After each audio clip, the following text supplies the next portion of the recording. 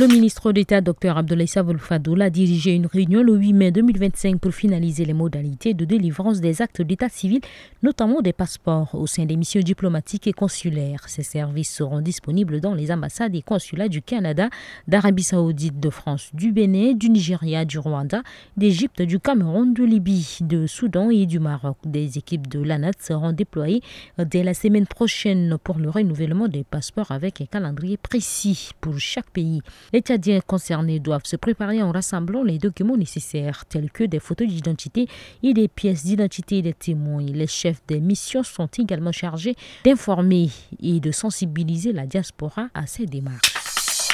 Suite à l'annonce de l'élection du nouveau pape Léon XIV, le maréchal Mohamed Idriss Déby, le président de la République du Tchad, a adressé ses chaleureuses félicitations au souverain pontife. Dans un message publié hier, le président tchadien a déclaré: ayant suivi cet après-midi l'élection du nouveau pape Léon XIV, je voudrais adresser au souverain pontife élu au nom du peuple tchadien mes sincères félicitations. Une franche réussite pour son pontificat. Ce message témoigne de la reconnaissance et du respect du Tchad envers le Saint-Siège et le nouveau chef de l'Église catholique.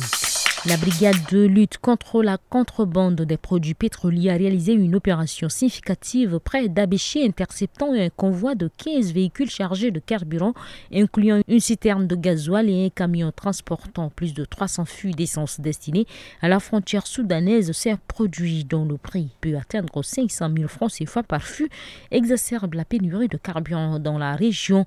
Les véhicules saisis ont été remis à la justice et les contrebandiers seront poursuivis.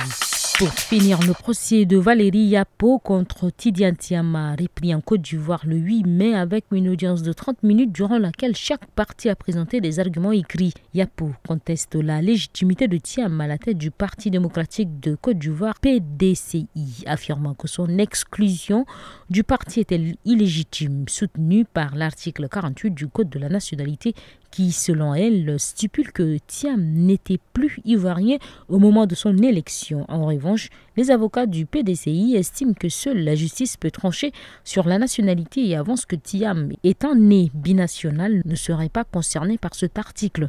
Un nouveau débat aura lieu prévu pour le 15 mai.